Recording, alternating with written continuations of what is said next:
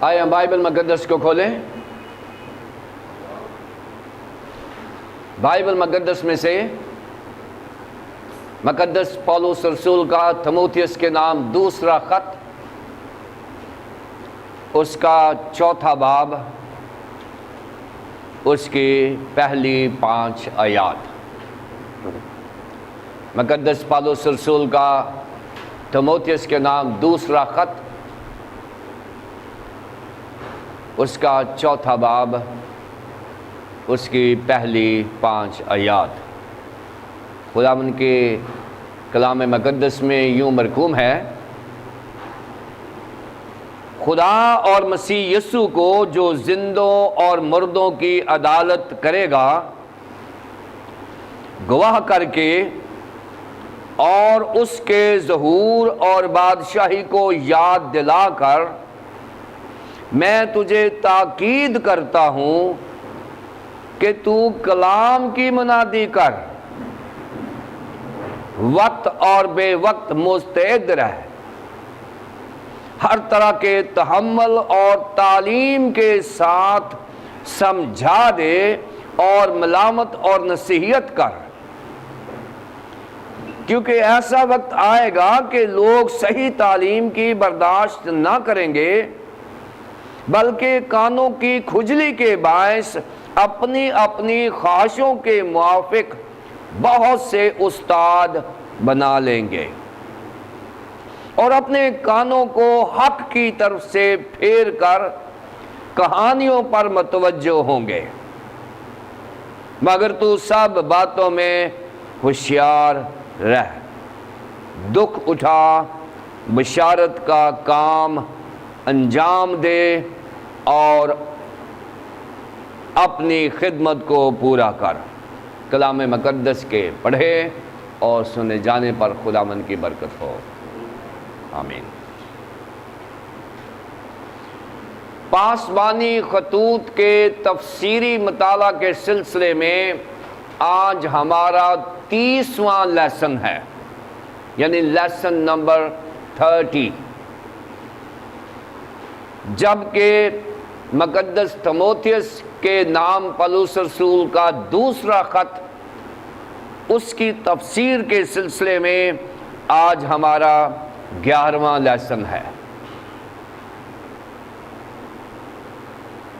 مقدس تیموتھیوس کے نام پولس رسول کا پہلا خط اور دوسرا خط، اور مقدس پولس رسول کا تیتس کے نام خط، یہ جو تینوں خطوط ہیں، ان کو آبائے کلیسیا نے، یعنی کلیسیائی بزرگوں نے پاسبانی خطوط کا نام دیا ہے، اور اس نام کے پیچھے وہ 3 ریزنز بتاتے ہیں، یعنی 3 وجوہات کی بنا پر انہیں پاسبانی خطوط کا درجہ حاصل ہے۔ پہلی بات یہ ہے کہ ان تینوں خطوط میں پاسبانوں کی زندگیاں اور ان کی زندگیوں کے معیار کو پیش کیا گیا ہے، کہ پاسبانی خدمت میں جو لوگ ہیں ان کی ذاتی زندگی کا معیار کیا ہونا چاہیے۔ یہ پہلی وجہ ہے کہ ان خطوط کو پاسبانی خطوط کہا جاتا ہے۔ دوسری وجہ اس کی یہ ہے کہ ان خطوط میں پاسبانی ذمہ داریوں سے متعلق بیان کیا گیا ہے، کہ پاسبان جب کلیسیا کی ذمہ داری اٹھاتا ہے اور نبھاتا ہے تو اس کی کون کون سی ذمہ داریاں ہیں، کیا کیا کام اس کو کرنے ہیں، کتنی سنجیدگی سے اس کام کو کرنا ہے، اور اس کی سنجیدگی اور اس کی اہمیت پر زور دیا گیا ہے۔ تیسری بات، ان خطوط کو اس لیے پاسبانی خطوط کہا جاتا ہے کہ ان خطوط میں کلیسیائی نظم و ضبط کی بات کی گئی ہے، کہ کلیسیا میں لوگوں کو کیسے ہونا چاہیے، مردوں کو کیسے ہونا چاہیے، عورتوں کو کیسے ہونا چاہیے۔ سو کلیسیائی جو نظام ہے اس کا معیار دیا گیا ہے۔ یہ تیسری وجہ ہے کہ ان تینوں خطوط کو پاسبانی خطوط کہا جاتا ہے، اور میری یہ ریکمنڈیشن ہے کلیسیاؤں میں، خاص طور پر یہ جو ٹریننگ انسٹیٹیوشنز ہیں، جو سیمنریز ہیں، تھیولوجیکل کالجز ہیں، وہاں پر ضرور ان خطوط کا مطالعہ کرنا چاہیے اور کروانا چاہیے، تاکہ پاسبان جو آئندہ کلیسیاؤں میں جائیں گے وہ ایک بائبل کا معیار لے کر کلیسیاؤں میں داخل ہوں، نہ کہ وہ کسی سیاسی معیار کو باہر لے کر آئیں۔ یہ اچھا ہوگا کہ جب ہم سیمنریز میں سے ہی ایک بائبل کا معیار لے کر نکلیں گے تو آئندہ کلیسیاؤں میں بھی ببلیکل میرٹس جو ہیں وہ ایکسرسائز ہوں گے۔ پچھلے سبق میں یعنی لیسن نمبر 29 میں ہم نے ایک استاد جو بائبل کے معیار پر پورا اترتا ہے، ہم نے اس کی خوبیوں کو دیکھا تھا، جو کہ مقدس پالوس رسول نے اپنا ہی معیار دے دیا تھا کہ تیموتھیوس کو یہ معیار اپنانا ہے، اور صرف تیموتھیوس کو نہیں بلکہ ان تمام خدام کو جو خدا کی کلیسیا کے خادم ہیں، وہ بھی وہی خوبیاں رکھیں جو بائبل مقدس نے مقدس پالوس رسول کی پیش کی ہیں۔ پھر دوسری بات جو ہم نے پچھلے لیسن میں سیکھی تھی کہ ہم نے مقدس پالوس رسول کی زندگی کا ذاتی تجربہ دیکھا تھا کہ وہ کلیسیائی خدمت میں ذاتی تجربہ کیسے رکھتے ہیں، یہ بھی ہمارے لیے ہیلپ فل تھا۔ اور پھر 14ویں سے 17ویں آیت تک، یعنی تیسرے باب کی 14ویں سے 17ویں آیت تک ہم نے کلام کی اہمیت کو دیکھا تھا، جس میں یہ خاص طور پر 16ویں آیت میں لکھا ہے، ہر ایک صحیفہ جو خدا کے الہام سے ہے تعلیم اور الزام اور اصلاح اور راست بازی میں تربیت کرنے کے لیے فائدہ مند بھی ہے، تاکہ مرد خدا کامل بنے اور ہر ایک نیک کام کرنے کے لیے تھوڑا تیار نہیں بالکل تیار ہو جائے۔ اسی کو کنٹینیو کرتے ہوئے مقدس پالوس رسول نے اب یہ بہتر جانا ہے کہ اس کی زندگی کے آخری ایام میں مقدس پالوس رسول یہ چاہتے ہیں کہ وہ پریچنگ کا پورا اختیار اور چارج مقدس تیموتھیوس کو دے دیں۔ اور جب مقدس پالوس رسول تیموتھیوس کو یہ چارج دے رہے ہیں تو اس کی ریزن جو ہے وہ 6 آیت میں ہے، کیونکہ میں اب قربان ہو رہا ہوں اور میرے کوچ کا وقت آ پہنچا ہے۔ 6 آیت میں ہمیں یہ کلو ملتا ہے کہ مقدس پالوس رسول کی جو ایگزیکیوشن ہے، ان کی جو زندگی کا اختتام ہے، وہ بالکل قریب آ گیا ہے۔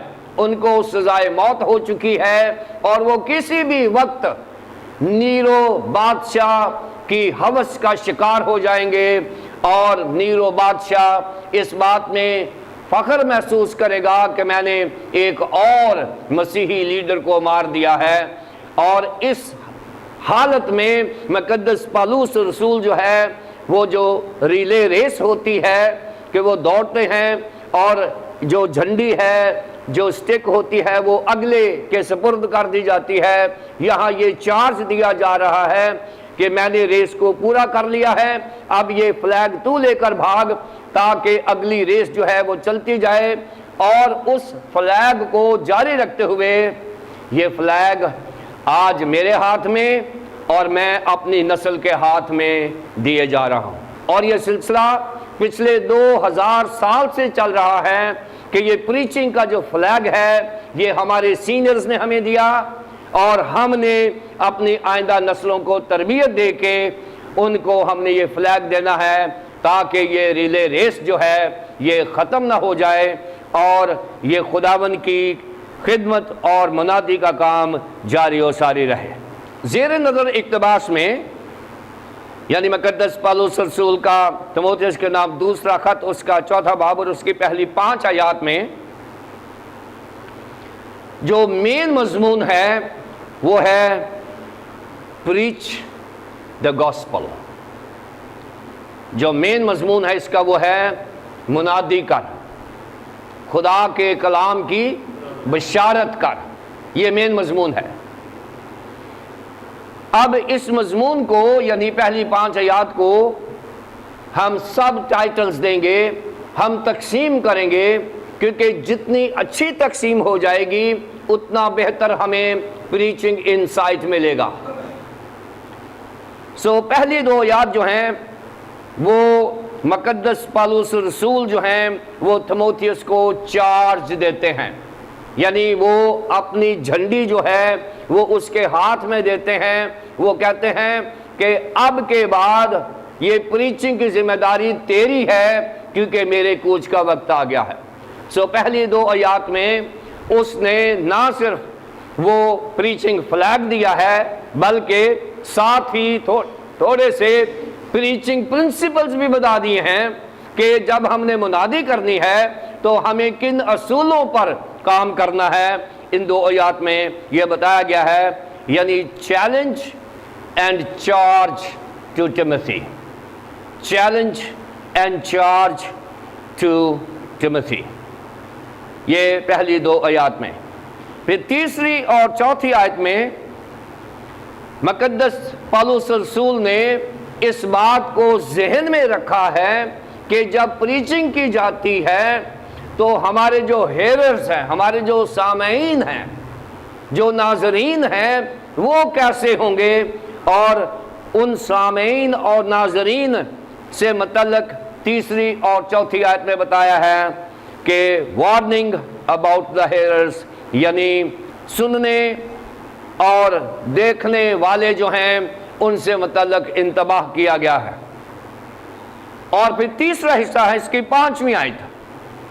5ویں آیت میں the responsibilities of the preachers، صرف یہی نہیں ہے کہ اس کو چارج دیا ہے بلکہ اس کو وارننگ دے دی ہے کہ جب تو پریچ کرے گا تو سننے والے ایسے ہو سکتے ہیں. اور پھر پریچنگ کی ذمہ داریاں ہیں، responsibility of the preachers، preaching کی ذمہ داریاں ہیں جو 5ویں آیت میں بیان کی گئی ہیں.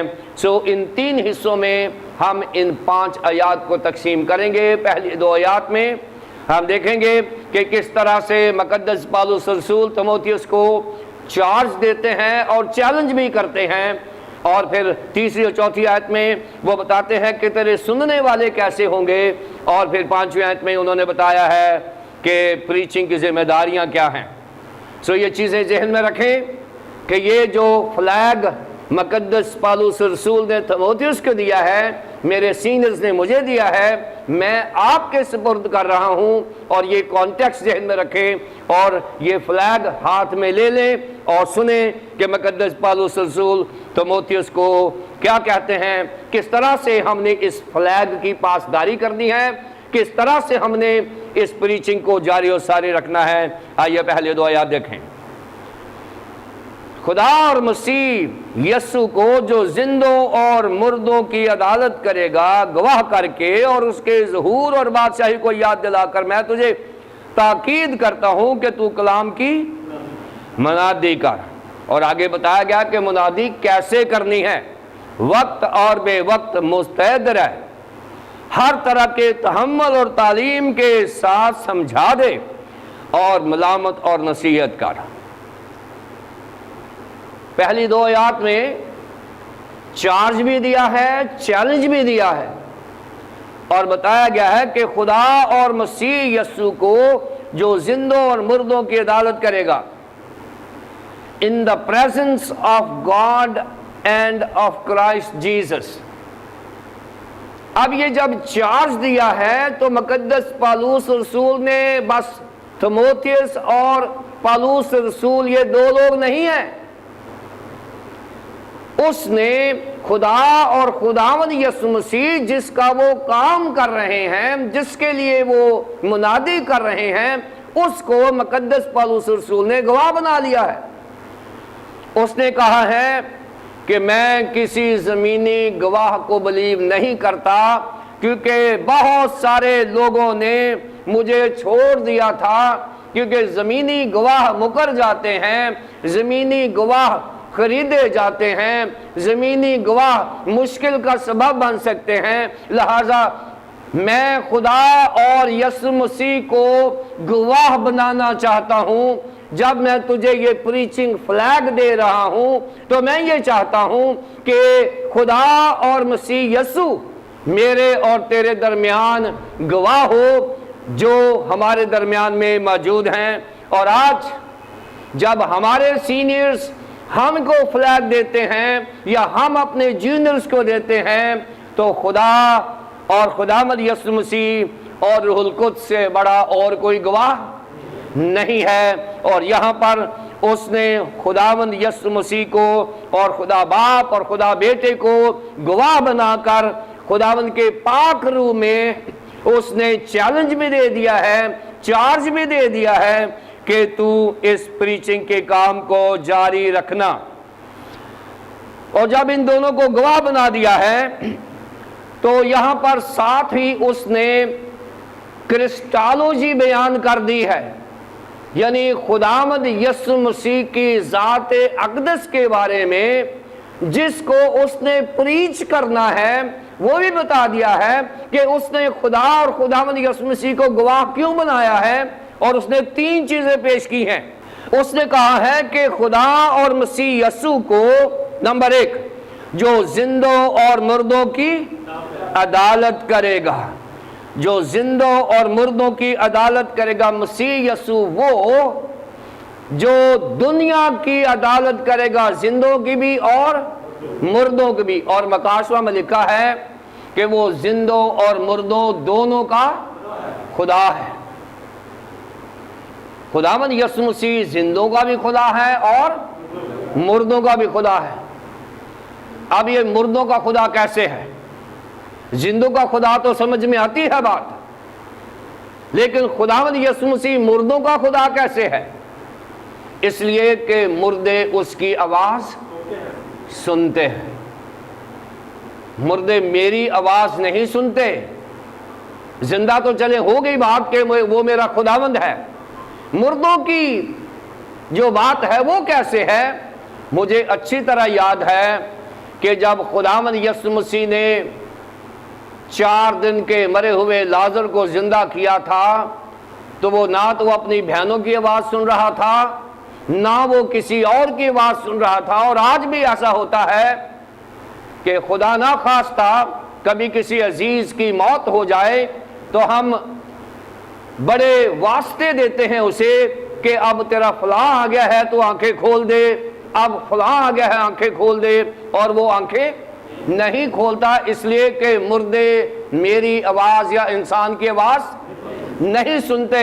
لیکن جب میرا اور آپ کا خداوند یسوع مسیح جب آواز دیتا ہے اے لازر قبر سے باہر آ جا، تو لازر کفن سمیت قبر میں سے باہر آ جاتا ہے۔ کیوں؟ کیونکہ مردے اس کی آواز سنتے ہیں۔ وہ مردوں اور زندوں دونوں کا خدا ہے۔ اور اگر آپ اپنے ایمان کا اقرار کرتے ہیں تو اس میں بھی لکھا ہے کہ وہ زندوں اور مردوں کی عدالت کے لیے پھر آئے گا، یہ ہمارے ایمان کا حصہ بھی ہے۔ سو مقدس پالوس رسول نے خداوند یسوع مسیح کی جو ایسکٹالوجی ہے، علم الآخرت ہے، وہ بھی یہاں پر بیان کر دیا ہے۔ صرف کرسٹالوجی نہیں ہے بلکہ ایسکٹالوجی یعنی علم الآخرت کو بھی بیان کر دیا ہے کہ وہ زندوں اور مردوں کا خداوند ہے، اس نے یہ بیان کر دیا ہے۔ اور یہاں پر اس نے یہ بھی بتا دیا ہے کہ اگر ہم اس ایمان کے ساتھ، اس کی جو ایپلیکیشن ہے وہ یہ ہے کہ اگر ہم خداوند یسوع مسیح کو یہ مانتے ہیں کہ وہ زندوں اور مردوں کا خداوند ہے، تو پھر ہمارا جو کام ہے اس میں ایک اکاؤنٹیبلٹی آ جائے گی، ایک احتساب آ جائے گا۔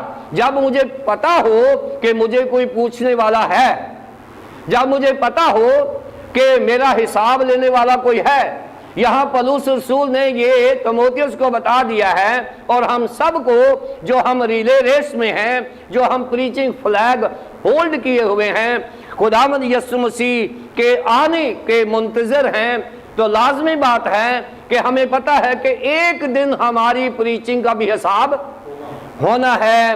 اور یہ ایک پلس پوائنٹ ہے کہ ہم جب پریچنگ کرتے ہیں تو اس کا یہ مطلب نہیں ہے کہ ہم اپنی مرضی کرتے رہیں، نہیں، ہم نے خداوند کی مرضی کے مطابق خداوند کا کلام سنانا ہے۔ اس لیے اس نے کہا ہے کہ جو زندوں اور مردوں دونوں کا خداوند ہے وہ حساب بھی لے گا، اور اس کے سامنے ہم نے حاضر بھی ہونا ہے۔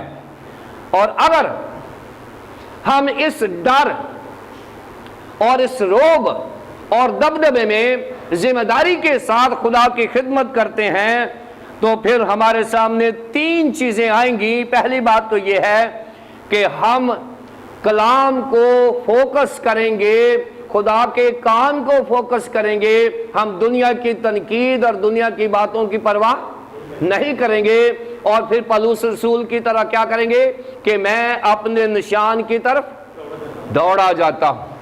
یہ فائدہ ہوگا اگر ہم یہ مانتے ہیں کہ خداوند یسوع مسیح زندوں اور مردوں کی عدالت کرنے والا خدا ہے، وہ آئے گا، میں اس کے آنے سے پہلے اپنی ایکوریسی کا خیال رکھوں گا، میں یہ خیال رکھوں گا کہ میں نے ذمہ داری کے ساتھ کام کرنا ہے، اور میں اکاؤنٹیبل ہوں خدا کے سامنے، مجھے دنیا کی تنقید کا کوئی فکر نہیں ہے، لہذا میں خداوند یسوع مسیح کے لیے کام کرتا جاؤں گا۔ یہ پہلی بات ہے۔ دوسری بات جو ہم سیکھیں گے وہ یہ ہے کہ ہم اپنی اہمیت کو توجہ نہیں دیں گے۔ اگر ہمارے سامنے ایک نشان ہے کہ میں نشان کی طرف دوڑا جاؤں اور میں نے حساب دینا ہے یسوع مسیح کو، تو پھر کیا ہوگا؟ میں اپنے لیے پریچنگ نہیں کروں گا، میں خدا کے لیے پریچنگ کروں گا، خداوند یسوع مسیح کے نام کو بلند و بالا کرنے کے لیے پریچنگ کروں گا۔ یہ دوسری وجہ ہے کہ ہم جب خداوند یسوع مسیح کے لیے کام کرتے ہیں، پہلی بات کہ ہم کسی کرٹیسزم سے نہیں گھبرائیں گے، نمبر دو ہم اپنی اہمیت نہیں، اپنے جلال کے لیے نہیں، ہم خداوند کے جلال کے لیے پریچنگ کریں گے، اور نمبر تین جو چیز ہے، اگر ہم خداوند یسوع مسیح کی آمد ثانی کو، اس کی آخری عدالت کو مانتے ہیں اور بلیو کرتے ہیں، تو پھر کیا ہوگا کہ ہم سیلف سینٹرڈ نہیں ہوں گے، ہم کرائسٹ سینٹرڈ پریچنگ کریں گے۔ پریچنگ جو ہے اس میں جو بڑی ذمہ داری ہوتی ہے وہ ہوتی ہے کہ پریچنگ میں ہم اپنی نمائش نہیں کر سکتے۔ پریچنگ میں یہاں تک کہ ہم اپنا خیال بھی پیش نہیں کر سکتے پریچنگ میں، تو میرا خیال یہ ہے، کیونکہ پریچنگ جو ہے اس کا مطلب میں نے آپ کو بتایا تھا کہ جو منادی کے لیے جو یونانی زبان میں جو الفاظ استعمال ہوئے ہیں وہ اس قدر ہمارے لیے اہم ہیں کہ خداوند یسوع مسیح جو ہیں وہ ہمیں وہ حکم دیتے ہیں جو ایک بادشاہ دیتا ہے۔ میں نے پچھلے لیسنز میں بتایا تھا کہ جو مناد ہوتا ہے، جو پریچر ہوتا ہے، یہ پرانے وقتوں میں جب میڈیا نہیں تھا تو بادشاہ جب کوئی حکم صادر کرتا تھا تو وہ جو مناد ہوتا تھا اس کو لفظ بلفظ جو میسج لکھ کر دیا جاتا، اور وہ اپنے گلے میں ڈھول باندھ لیتا اور وہ چوک میں چوراہے میں جا کے ڈھول بجاتا تھا، اور جب لوگ اکٹھے ہو جاتے تھے تو وہ پہلے اپنی طرف سے یہ کہتا تھا کہ سنیے سنیے جناب والا کیا کہتا ہے منادی والا، منادی سنیے غور سے، پھر بات کرنا کسی اور سے۔ اب یہ جب متوجہ ہو جاتے تھے پھر وہ کہتے تھے کہ بادشاہ کا یہ فرمان ہے کہ ساری دنیا کے نام جو ہیں وہ لکھوائے جائیں۔ اس طرح کے جو بادشاہ کا پیغام ہوتا تھا وہ لوگوں کو دیتا تھا، وہ اپنا پیغام نہیں دے سکتا تھا، اور یہاں پر وہ سیلف سینٹرڈ نہیں تھا بلکہ وہ بادشاہ سینٹرڈ۔ اور اگر ہم آج منادی کرتے ہیں تو میں یہ نہیں کہہ سکتا کہ میں امریکہ گیا اور میں نے وہاں یہ کیا، میں جہاز میں آ رہا تھا تو میں نے وہاں یہ کیا، میں عبادت کر رہا تھا تو میں نے یہ کہ نہیں، منادی بائبل مقدس میں سے لینی ہے، ہم نے بائبل مقدس میں سے شروع کرنی ہے اور بائبل مقدس میں سے ہی ختم کرنی ہے، پھر منادی ہوگی۔ اگر آپ اپنی بات کر رہے ہیں تو یہ سیلف سینٹرڈ ہو جائے گا، کرائسٹ سینٹرڈ نہیں ہوگا۔ اگر ہم خداوند یسوع مسیح کی آمد ثانی، مردوں اور زندوں کے خداوند کو مانتے ہیں تو پھر ہم نے بائبل پیش کرنی ہے، اپنی تھیالوجی اور اپنے فلسفے پیش نہیں کرنے۔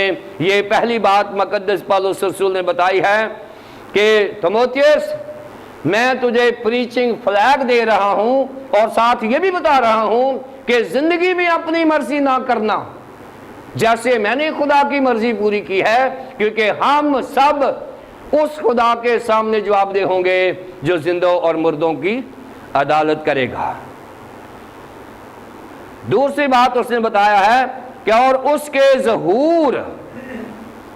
ظہور یعنی اس کے ظہور سے مراد یہ اس کی آمد ثانی کی بات ہو رہی ہے، اس کے ظہور کی بات ہو رہی ہے، اور یہ ایپی فانیا لفظ ہے ظہور کے لیے یہاں پر جو یونانی زبان کا ہے، اور یہ لفظ استعمال ہوتا تھا جب رومی بادشاہ کسی صوبے میں وزٹ کرنے کے لیے جاتا تھا، کسی پروونس میں، کسی رومی پروونس میں جب رومی بادشاہ کیسر جو ہوتا تھا وہ کسی صوبے میں جاتا تھا تو اس کی اناؤنسمنٹ کی جاتی تھی کہ منادی کی جاتی تھی کہ رومی بادشاہ جو کیسر ہے وہ وزٹ کرنے کے لیے آئے گا۔ اور کیا ہوتا تھا؟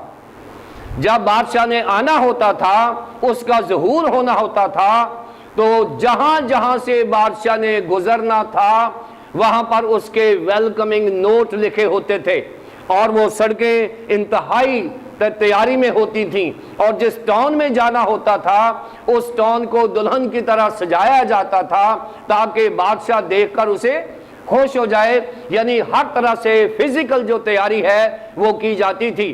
اور یہاں پر وہی لفظ ہے کہ جب وہ بادشاہ آئے گا جس نے اس زمین کو بنایا ہے، جو اس زمین کا میرا اور آپ کا خالق اور مالک ہے، جب وہ بادشاہ آئے گا تو ہم نے اس کی ایسی تیاری کرنی ہے کہ جیسے وہ آئے اپنی دلہن کو دیکھ کر خوش ہو جائے۔ اور اس نے کہا ہے کہ نہ صرف وہ زندہ اور مردوں کی عدالت کرے گا بلکہ اس کے ظہور اور بادشاہی کو یاد دلا کر، جب وہ آئے گا اس کی بات۔ اور یہ بھی دیکھ لینا کہ جب اس کا ظہور ہوگا تو وہ ایک عام آدمی نہیں آئے گا، وہ چرنی والا یسوع مسیح نہیں آئے گا، اب وہ آئے گا ایک بادشاہ بن کر، Jesus is the king.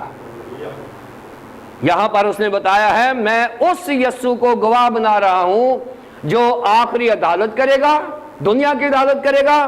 Number 2، وہ اپنی ہی پلانٹ کو وزٹ کرنے کے لیے آئے گا۔ نمبر 3، وہ بطور بادشاہ آئے گا۔ اور یہ جو 3 سٹیٹس ہیں یسوع مسیح کے، میں ان کو گواہ بنا کر تجھے تاکید کرتا ہوں۔ اور یہ جو تاکید کرنا ہے یہ ہے چارج دینا، کسی کو فلیگ دے دینا، پریچنگ فلیگ دے دینا، اور چیلنج بھی دے دینا کہ تیموتھیوس میں تجھے اپنا فلیگ تیرے سپرد کر رہا ہوں، یسوع کو، مسیح یسوع کو جو زندوں اور مردوں کی عدالت کرے گا، گواہ کر کے اس کے ظہور اور بادشاہی کو یاد دلا کر تجھے یہ فلیگ، یہ چارج میں تجھے دیتا ہوں، آج کے بعد تو پریچنگ کا کام کرے گا کیونکہ میرے کوچ کا وقت آ گیا ہے۔ اب دوسری آیت میں صرف یہی نہیں کہا کہ تو نے پریچنگ کرنی ہے، بلکہ یہاں پر پریچنگ اصول بھی دے دیے ہیں کہ پریچنگ کرنی کیسے ہے، کیونکہ بعض اوقات ہم کہتے ہیں کہ بس یہ کام کر دو اور بتاتے نہیں ہیں کیا کرنا ہے اور کیسے کرنا ہے۔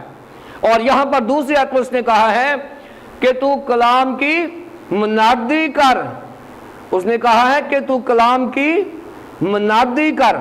اور میں نے منادی کے بارے میں آپ کو بتا دیا ہے، یہ کیرخون لفظ ہے منادی کے لیے جو میں نے پہلے بتا دیا ہے کہ وہ ڈھول والا جو ہوتا ہے وہ اپنی بات نہیں کرتا بلکہ خدا کے حکم کی بات کرتا ہے۔ کیسے منادی کرنی ہے؟ وقت اور بے وقت مستعد رہے۔ پہلی بات اس نے بتائی ہے کہ جو پریچر ہوتا ہے یہ 8 گھنٹے کا ملازم نہیں ہوتا بلکہ یہ 24 گھنٹے کا ملازم ہوتا ہے۔ 724 نوکری ہے یہ، ہفتے کے 7 دن 24 گھنٹے۔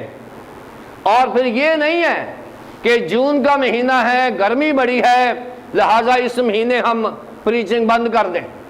میں جب کسی کے ساتھ پریچنگ کی کمٹمنٹ کرتا ہوں تو میں ایک بات اسے ضرور کہتا ہوں، میں کہتا ہوں کہ اگر خدا مجھے نہ روکے تو مجھے کوئی نہیں روک سکتا آپ کے پاس آنے کے لیے۔ اور ایسا ہی ہوتا ہے، کیونکہ میں پھر ہر موسم کا، ہر چیز کا، ہر خطرے کا مقابلہ کر کے وہاں جاتا ہوں جہاں میں نے کمٹمنٹ کی ہو، سوائے خدا کے پھر مجھے کوئی نہیں روک سکتا۔ اور یہ ہے تو وقت اور بے وقت مستعد رہے، اور یہ انہیرٹ کیا ہے ہم نے مقدس پالوس رسول سے اور تیموتھیوس سے کہ ہم نے موسم اور بے موسم پریچنگ کرنی ہے، چاہے کچھ بھی ہو جائے۔ یہ پہلی بات اس نے چیلنج دے دیا ہے پریچرز کو کہ اگر میں نے آپ کو پریچنگ کا چارج دیا ہے تو پھر یہ نہیں کہنا کہ نہیں جی اب تو 2 بجے رات کے میں کہاں آؤں گا۔ ہم 24 گھنٹے کے لیے پریچر ہیں۔ یسوع مسیح کو گواہ کر کے اس نے ہمیں بھی پریچر بنایا ہے، اور ہم اس کی پریچنگ میں دن اور رات 24 گھنٹے اس پر دھیان رہے، اور یہ ہماری ذمہ داری ہے۔ یہ پہلا اصول اس نے دے دیا ہے کہ ہمیں وقت و وقت مستعد رہنا ہے۔ دوسری بات، ہر طرح کے تحمل اور تعلیم کے ساتھ سمجھا دے۔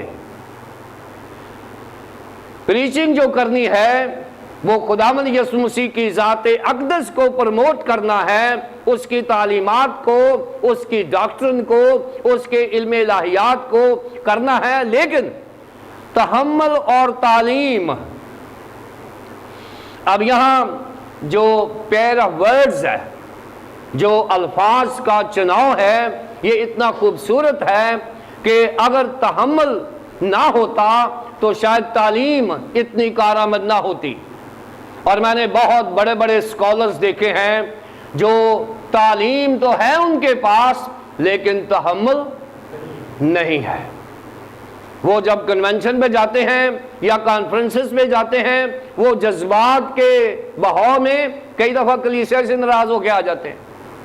میں نے بہت سارے خدام دیکھے ہیں، وہ کلیسیا سے لڑ کے آ جاتے ہیں یا کنونشن کمیٹی سے ناراض ہو کے آ جاتے ہیں، چھوٹے چھوٹے ایشوز میں سے آ جاتے ہیں۔ بہت اچھے اچھے ٹیچرز ہیں، لیکن تعلیم کے ساتھ اگر تحمل نہیں ہے، دیکھیں پالوس رسول نے ایک بہت بڑا پرنسپل دے دیا ہے کہ teaching without patience is nothing, کہ اگر آپ نے ٹیچنگ دینی ہے تو تحمل بھی ساتھ ہونا چاہیے۔ مقدس پالوس رسول نے کہا ہے کہ تعلیم تو بہت اچھی بات ہے، آپ خداوند یسوع مسیح سے متعلق خوب سمجھا دیں گے، لیکن اگر آپ نے ٹیمپرامنٹ لوز کر دیا تو آپ کی منسٹری، اس دن کی منسٹری ضائع ہو جائے گی۔ لہذا تحمل کے ساتھ ٹیچنگ کریں گے تو وہ زیادہ بہتر ہو جائے گی۔ اس کے بعد ملامت اور نصیحت کر۔ اب یہ ملامت اور نصیحت جو ہے یہ بھی پیئر آف ورڈ ہے، یعنی اردو زبان کے الفاظ کا بہترین چناؤ ہے کہ آپ نے ملامت بھی کرنی ہے اور اس کی نصیحت بھی کرنی ہے۔ اور یہ جو ملامت ہے یہ ریبیوک ہے اس کے لیے، اور ایپٹیمیسون لفظ ہے اس کے لیے، ایپیٹیمیسون۔ اس کا مطلب ہوتا ہے ملامت کرنا اس طریقے سے جیسے ایک باپ اپنے بچے کو صحیح کرنے کے لیے اس کی تربیت کرتا ہے اور اس پر سختی بھی کرتا ہے، لیکن اس کی سختی میں فزیکل وائلنس نہیں ہوتا۔ ذہن میں رکھیں، کہ اس کی سختی میں نفسیاتی ٹریننگ ہوتی ہے، کیونکہ آج کل کہیں بھی فزیکل پنشمنٹ کی اجازت نہیں ہے، کیونکہ فزیکل پنشمنٹ جو بچوں پر ہوتی ہے اس سے بچوں کا ذہن مفلوج ہو جاتا ہے اور وہ جو پیرنٹس کا کانسیپٹ ہے وہ غلط ہو جاتا ہے۔ اور یہ ملامت جو ہے یہ پیرنٹس کے لیے لازمی ہے کہ وہ اگر اپنے بچوں کو ہینڈل نہیں کر سکتے تو وہ ضرور کسی سائیکیٹرسٹ کے پاس جائیں اور سیکھیں کہ بچوں کو کیسے ہینڈل کرنا ہے۔ بچوں کا قصور نہیں ہوتا، ان کے ہارمونز اس طریقے سے ڈیولپ ہو رہے ہوتے ہیں کہ ہمیں سمجھنے کی ضرورت ہے کہ بچوں کو ہم کیسے ہینڈل کر سکتے ہیں۔ اسی طرح کلیسیا کو بچہ سمجھ کے انہیں ریبیوک کریں، لیکن اس میں محبت چھلکتی ہوئی نظر آنی چاہیے۔ یہ بڑا اہم نقطہ ہے جو مقدس پالوس رسول سمجھا رہے ہیں کہ کلیسیا میں اگر آپ نے کسی پر سختی کی تو اس کے نتائج کیا ہوں گے؟ نمبر 1 کہ وہ آپ کی کلیسیا کو چھوڑ جائے گا، نمبر 2 وہ جو ایمانداروں کی رفاقت ہے اس سے محروم ہو جائے گا اور ہو سکتا ہے وہ اور بھی خراب ہو جائے، نمبر 3 وہ ابدی بادشاہی میں داخل نہیں ہو سکے گا آپ کے نقصان کی وجہ سے، کیونکہ آپ نے یہ نقصان کیا ہے۔ اس لیے جب آپ نے کسی کی ملامت کرنی ہے تو اس میں محبت کا جو درجہ ہے وہ بہت گہرا اور بڑا بلند ہونا چاہیے تاکہ آپ محبت میں کسی کو ملامت کر سکیں، ریبیوک کر سکیں، جھڑک سکیں۔ اور نصیحت ہوتا ہے ایڈوائز کرنا، ارج کرنا، انکریج کرنا، کسی کی حوصلہ افزائی کرنا۔ اور نصیحت کے لیے جو لفظ ہے وہ ہے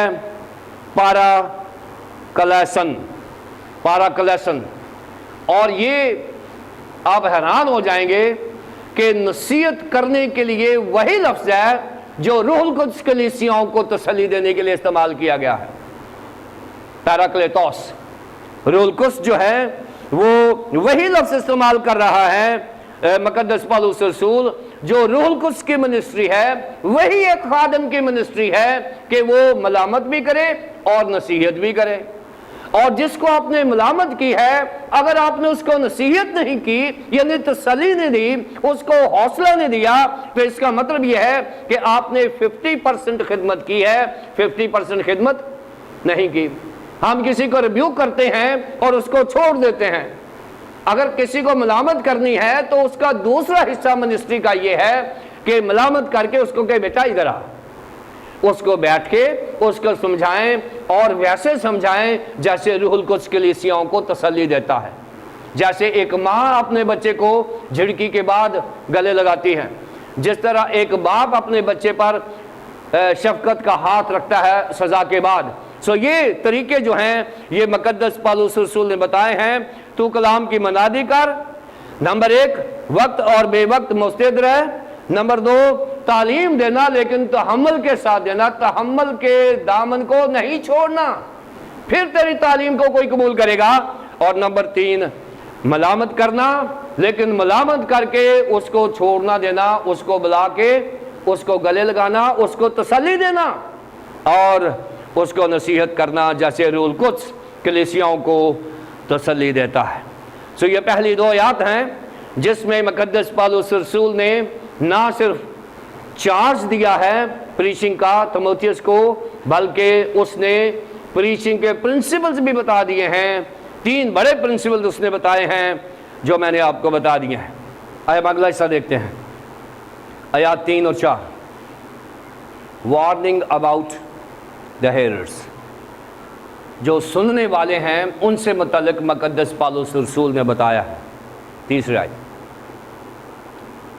کیونکہ ایسا وقت آئے گا کہ لوگ صحیح تعلیم کی برداشت نہ کریں گے بلکہ کانوں کی کھجلی کے باعث اپنی اپنی خواہشوں کے موافق بہت سے استاد بنا لیں گے اور اپنے کانوں کو حق کی طرف سے پھیر کر کہانیوں پر متوجہ ہوں گے۔ مقدس پالوس رسول نے جب پریچنگ کا چارج دیا ہے، طریقہ بھی بتا دیا ہے، اب یہ بتا دیا ہے کہ تیموتھیوس جب تو پریچنگ کرے گا تو آخری زمانے میں، جو اس وقت بھی آخری زمانہ تھا اور آج بھی آخری زمانہ ہے، کیونکہ میں نے بتا دیا تھا کہ آخری زمانے کا آغاز خداوند یسوع مسیح کی پہلی آمد سے ہوتا ہے۔ آخری زمانے کا آغاز خداوند یسوع مسیح کی پہلی آمد سے ہوتا ہے، اور اب خداوند یسوع مسیح کی آمد کو بھی، پہلی آمد کو بھی 2000 سال ہو گئے ہیں، اور یہ لائن اینڈ پر پہنچ گئی ہوئی ہے۔ اب ہم کیا ہیں کہ ہم آخری زمانے کے آخر میں کھڑے ہیں۔ اگر پہلی صدی کو پولس رسول آخری زمانہ کہہ رہا ہے، تو اب ہم آخری زمانے کے آخر میں کھڑے ہیں، کیونکہ 2000 سال کا سپین جو ہوتا ہے، خدا اس میں ضرور کوئی چینج لے کر آتا ہے۔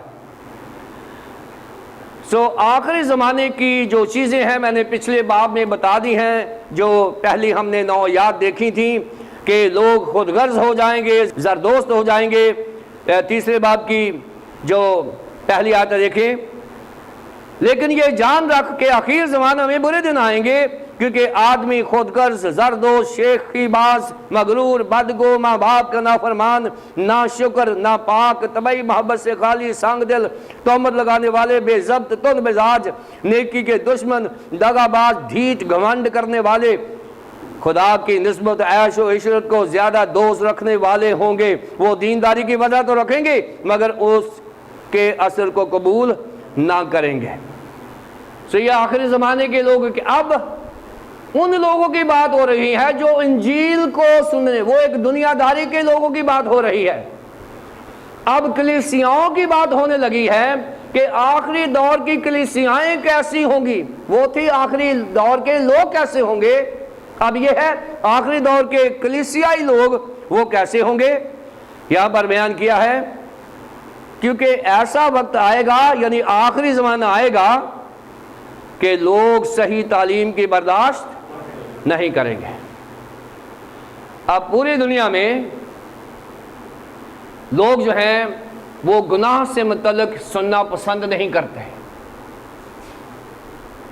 اگر لوگوں کو بتایا جائے کہ گناہ کیا ہے، آپ پوری دنیا میں جائیں، مغربی ممالک میں جائیں، ایون مشرقی ممالک میں بھی جائیں، کیونکہ گناہ کو پلیزر آف دا ورلڈ، دنیا کی خواہش کی تکمیل کا نام دیا جاتا ہے، یا گناہ کو سوشل رائٹ کلیم کیا جاتا ہے کہ یہ ہیومن کا رائٹ ہے گناہ کرنا۔ یہ ایک جنرل کانسیپٹ ہو گیا ہے ہمارے اندر پیدا کہ گناہ جو ہے یہ ایک پلیزر ہے، یہ ایک خوش رہنے کا طریقہ ہے، اور اس گناہ کو لوگ سننا پسند نہیں کرتے۔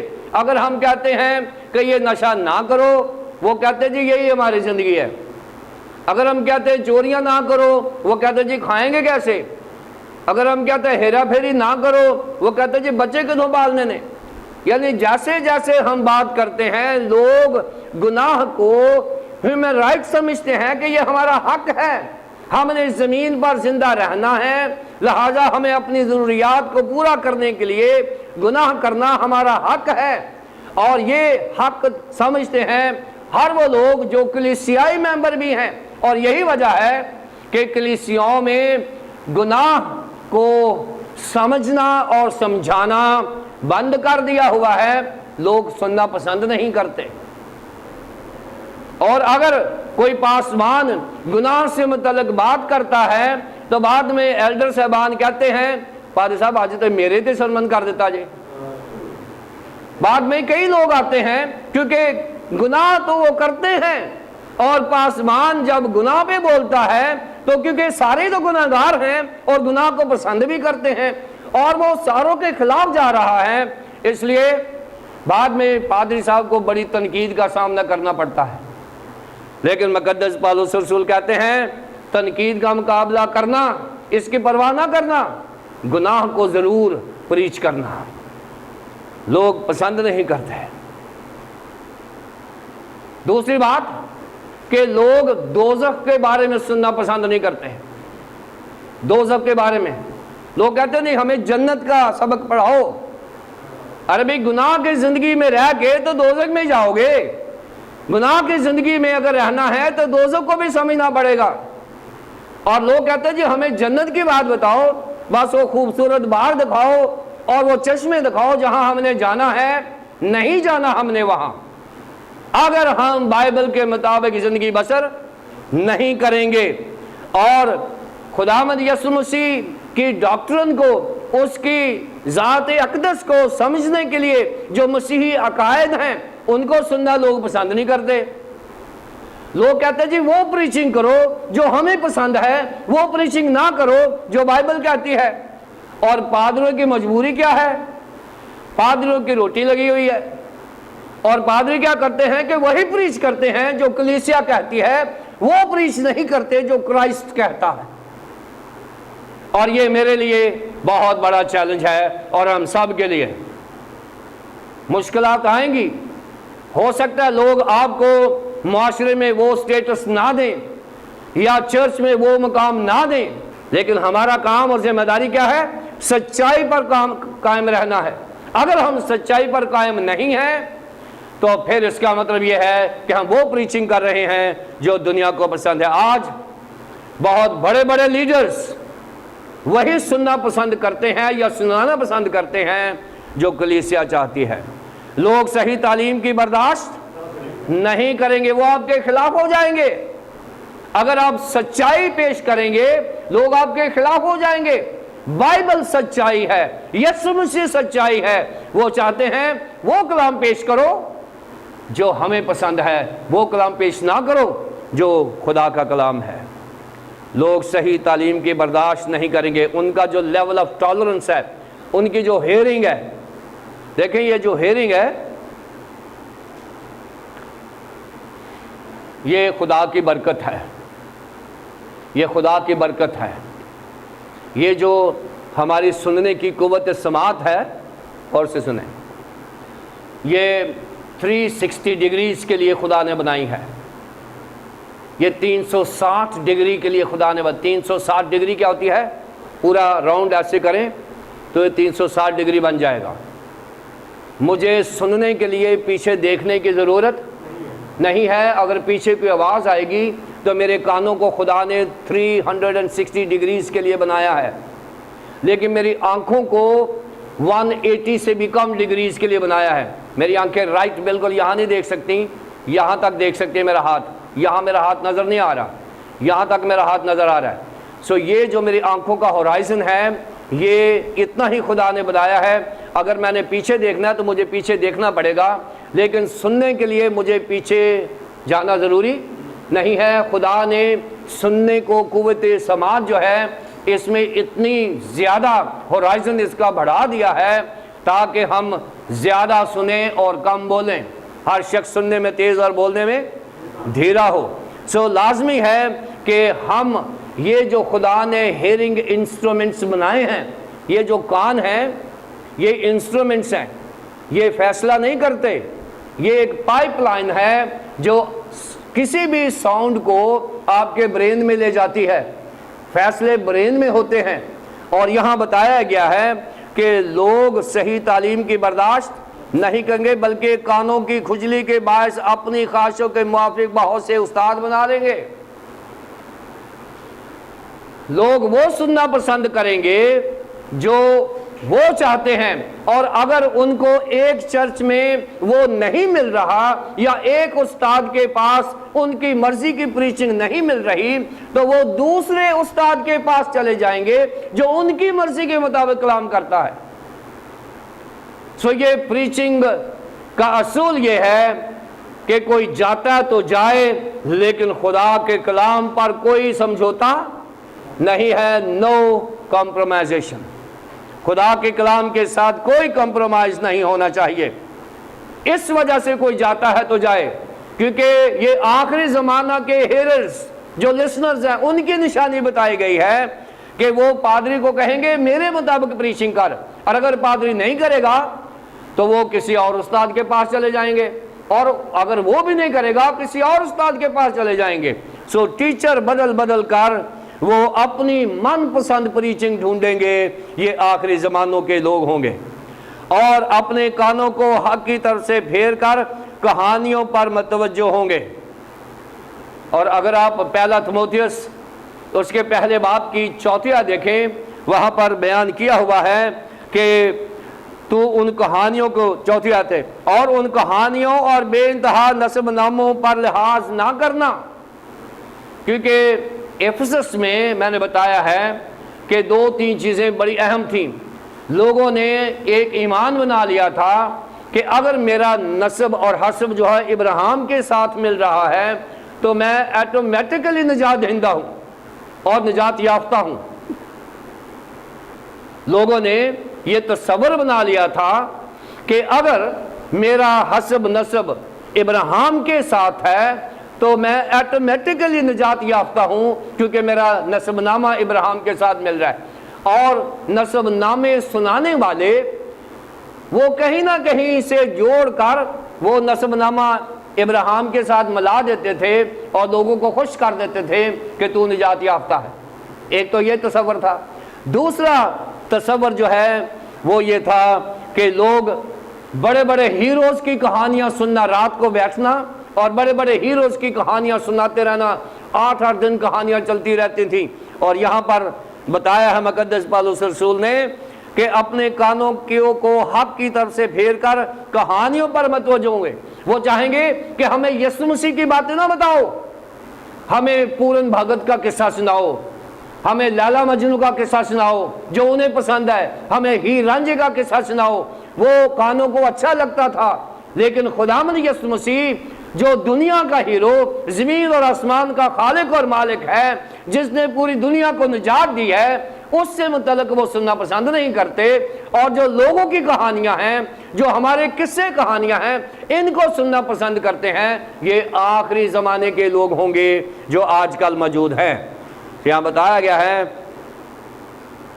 کہ ان کہانیوں سے خبردار رہنا، ایسی بات نہ کرنا۔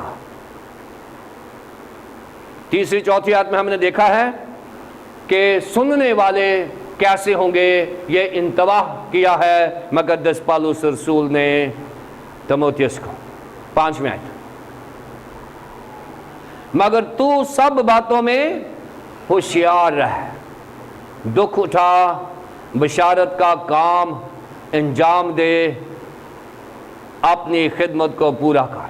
پہلی 2 آیات میں ہم نے دیکھا تھا کہ کس طرح سے مقدس پالوس رسول چارج دیتے ہیں، مقدس تیموتھیوس کو پریچنگ فلیگ دیتے ہیں اور ساتھ ہی پرنسپلز بتا دیتے ہیں۔ اور پھر 3 اور 4 آیت میں ہم نے دیکھا ہے کہ کس طرح سے مقدس پالوس رسول انتباہ کرتے ہیں کہ 6 قسم کے لوگ ہوں گے، رویہ ہوگا جو لوگوں کا جو آخری دنوں میں ہوگا، یعنی 6 کائنڈ آف ایٹیٹیوڈ ہے لوگوں کا جو یہاں پیش کیا گیا ہے، میں نے بتایا ہے۔ اب 5ویں آیت میں بتایا گیا کہ مگر تو سب باتوں میں ہوشیار رہنا، اور بتایا کہ in all situations keep your head، in all situations، حالات جیسے بھی ہوں تیموتھیوس تو ہوشیار رہنا، سنانے والے جیسے ہوں یا سننے والے کیسے ہوں، یہ اس بات کی فکر نہ کرنا، تو ہوشیار رہنا۔ اور یہ جو ہوشیار رہنے کے لیے یہاں پر لفظ استعمال ہوا ہے، اس کے جو تراجم ہیں وہ ہے سوبر ہونا، abstain from wine، اور نیفے لفظ اس کے لیے استعمال ہوا ہے یونانی زبان کا ہوشیار رہنے کے لیے۔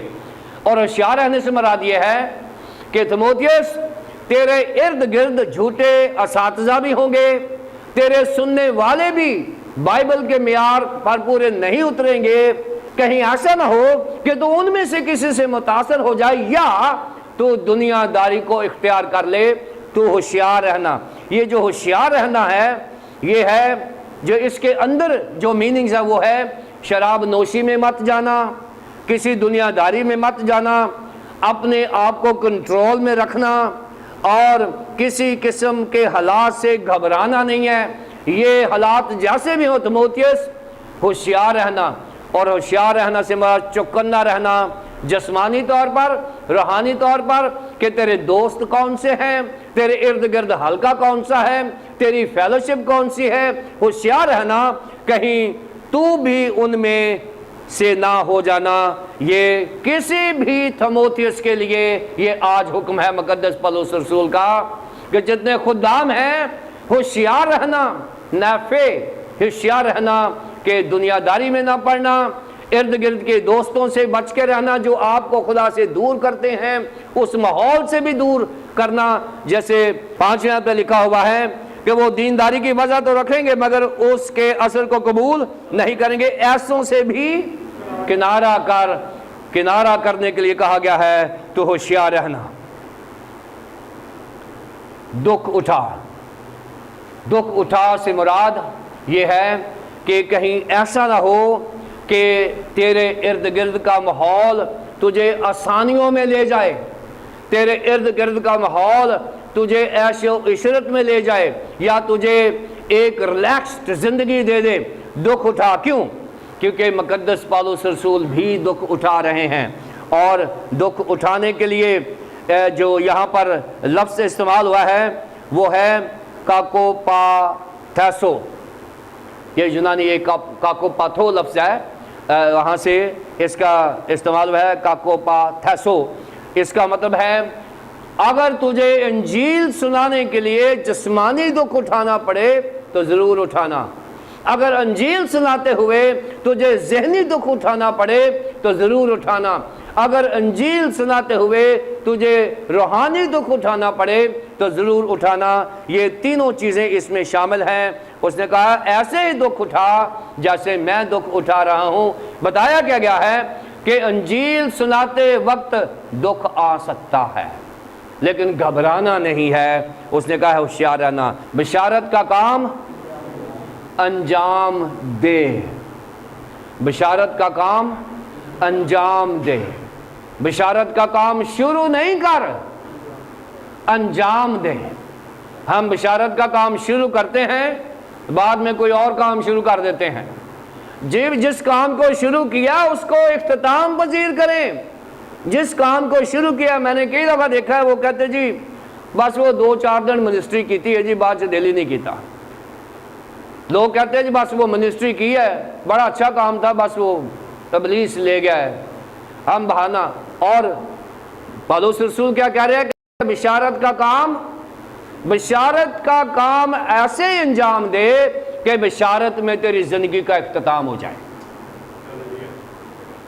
بشارت میں تیری زندگی کا اختتام ہو جائے، یعنی اپنی زندگی کا انجام جو ہے تیری بشارت میں ہو، باقی بشارت کا کام تیری زندگی میں انجام پائے، اگلا کام کسی اور کے سپرد کر دوں گا۔ جیسے میری زندگی میں بشارت کا کام انجام ہوا ہے، ختم ہو گیا ہے، میں نے جھنڈا تجھے دے دیا ہے، تو آگے مکمل طور پر کسی کے سپرد کر دینا، انجام دے کر جانا، راستے میں پریچنگ فلیگ پھینک نہ دینا۔ بشارت کا کام انجام دے، اپنی خدمت کو آدھا نہ چھوڑنا، اپنی خدمت کو پورا کر۔ اور یہ پولس رسول نے نصیحت کر دی ہے، رسپانسبلٹی ہے، یہ ذمہ داری ہے کسی بھی پریچر کی کہ وہ کیا کرے، ہوشیار رہے۔ نمبر 1 کہ وہ دنیا داری کے معاملات میں نہ جائے، کیونکہ کوئی بھی جو جنگ کے لیے فوجی جاتا ہے وہ اپنے آپ کو دنیا میں کے معاملات میں نہیں پھنساتا۔ پہلی بات ہوشیار رہنا، دنیا تیرے پر غلبہ حاصل نہ کرے۔ دوسری بات کسی آزمائش سے یا دکھ سے نہ ڈرنا، دکھ اٹھا۔ اور نمبر 3 بشارت کا کام آدھا نہ چھوڑنا، اس کو انجام، اس کی تکمیل کرنا، اپنی موت تک اس بشارت کو جاری رکھنا۔ اور پھر نمبر 4 اپنی خدمت کو پورا کرنا، جان دینے تک بھی وفادار رہے تو میں تجھے زندگی کا۔ یہ چیلنج ہے میرے لیے اور آپ کے لیے۔ پہلی 2 آیات میں مقدس پولس رسول نے فلیگ تھموتھیوس کو دے دیا ہے، اور آج یہ فلیگ میرے پاس اور میں آپ کو دے رہا ہوں۔ تعلیم کو تحمل کے ساتھ پیش کریں، یہ پرواہ نہ کریں کہ لوگ کیا سوچتے ہیں، گناہ سے متعلق تعلیم دیں، کمزوریاں بتائیں، بائبل کو پریچ کریں، یہ ہماری ذمہ داری ہے۔ لوگوں کے کانوں کو ٹیون کریں، گھبرائیں نہیں، ہوشیار رہیں، دکھ اٹھائیں، بشارت کا کام انجام دیں، اور خدمت جو مجھے اور آپ کو ملی ہے اس کو پورا کریں۔ خداوند مجھے اور آپ کو پالوس اور تھموتھیوس کا مشن دے۔ خدا باپ، خدا بیٹے، خدا پاک روح کے نام سے آمین۔